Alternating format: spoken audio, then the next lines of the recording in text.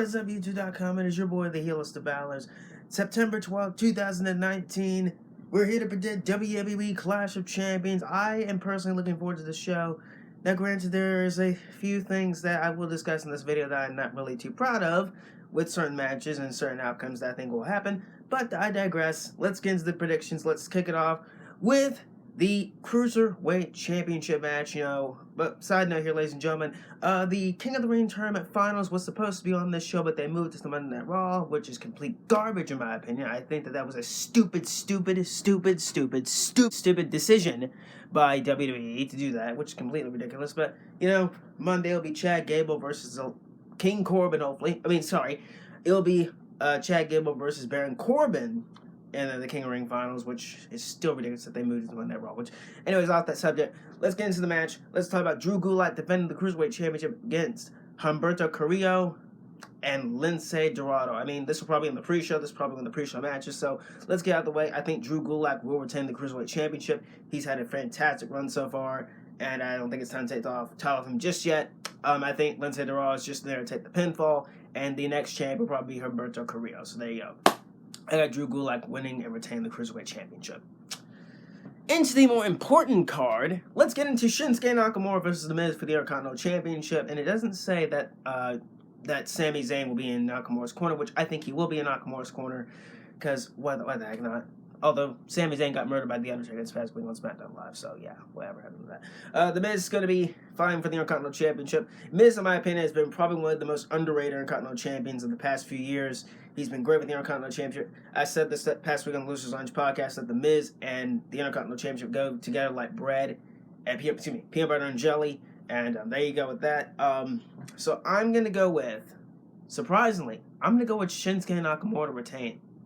I'm going to Shinsuke Nakamura to retain here because I think what they're going to do is that I understand some people are thinking that Chris Jericho and this whole thing with AEW, I even said it myself, that Chris Jericho, they're going to be taking away his, his entire title thing or whatever, his lineage with the Intercontinental Championship, how many times he's won it, all that stuff.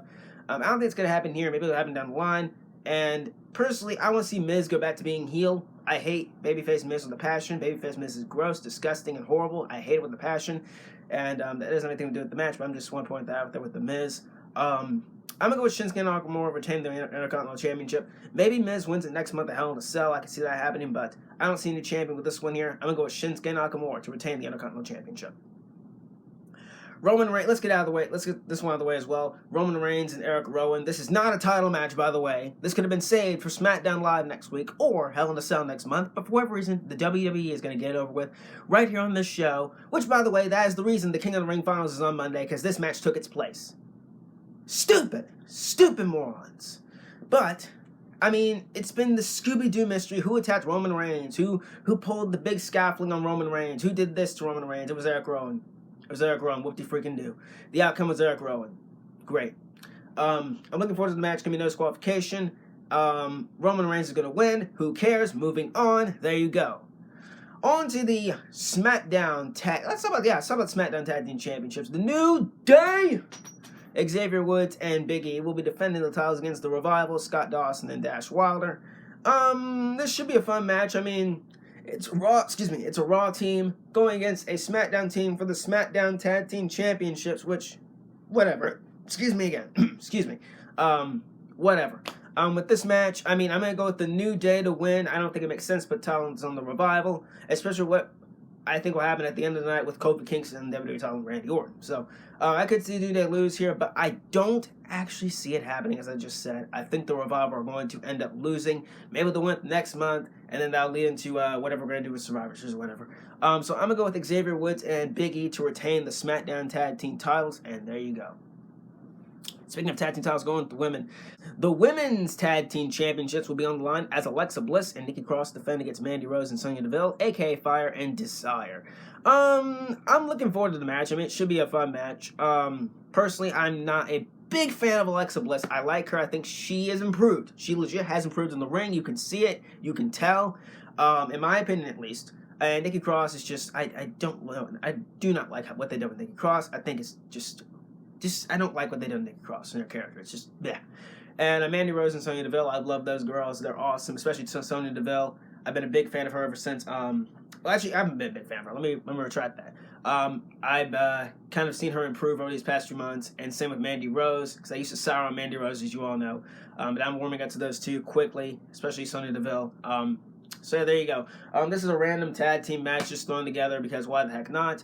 WWE's probably going to go ahead and have Alexa Bliss and Nikki Cross retain. I wouldn't be surprised if we have new tag team champions here, but I think we're going to have Alexa Bliss and Nikki Cross retain the tag team titles, and then that'll be it. Who knows?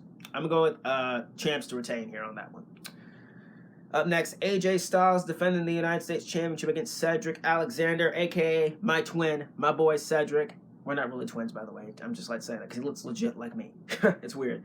I personally am so excited for this match because I've been a fan of Cedric ever since, but besides the Cruiserweight Classic, I've been watching the guy on the Indies.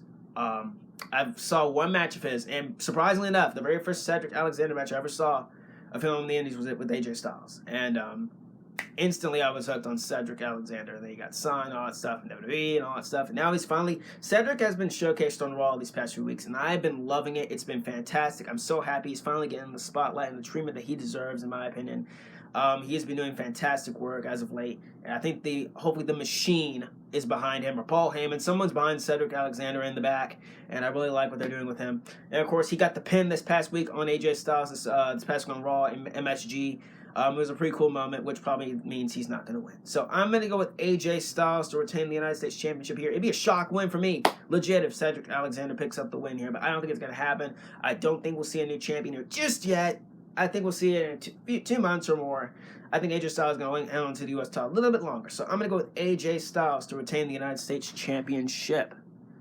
The Raw Women's Championship, as we have the man Becky Lynch defending against Sasha Banks. Whoop-de-freaking-do. I am excited. I cannot wait for this match.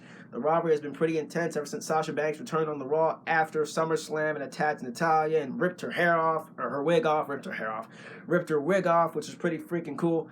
She turned heel. The boss is back. NXT Sasha Banks, in my opinion, is back. I love what they've done with the character so far.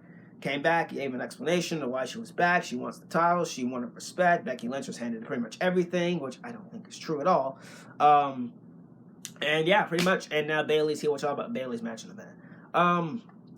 I think this will be a fun match. I really am looking forward to it. Now, the thing is here, you need to protect both women. Becky Lynch has been strong ever since WrestleMania, and Sasha Banks just returned. So, what I could see the WWE doing here is probably having either a DQ finish, which Becky will retain easily, because, of course, in WWE land, title changes don't happen on disqualification, stuff like that.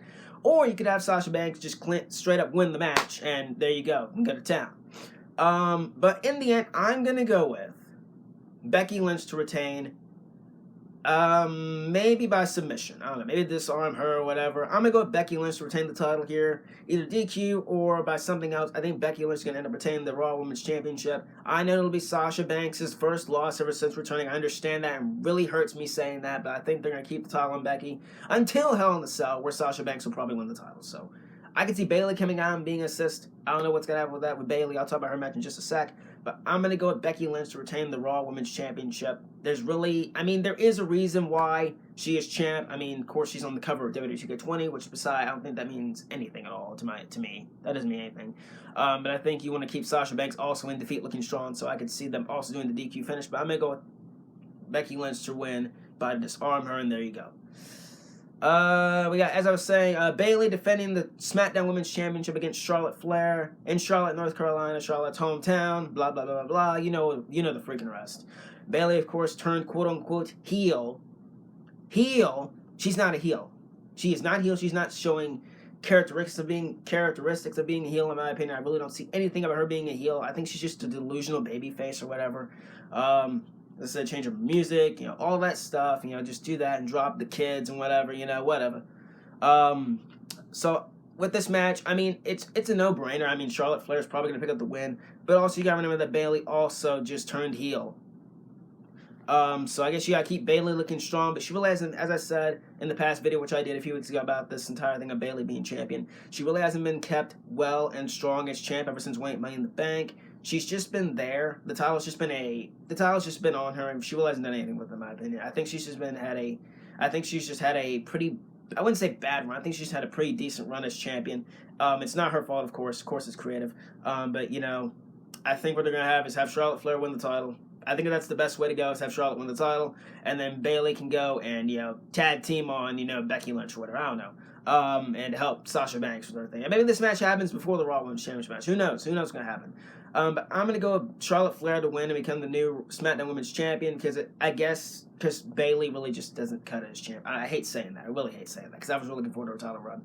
And it's not that I'm giving up on Bayley, it's just that her title run really wasn't that good, in my opinion.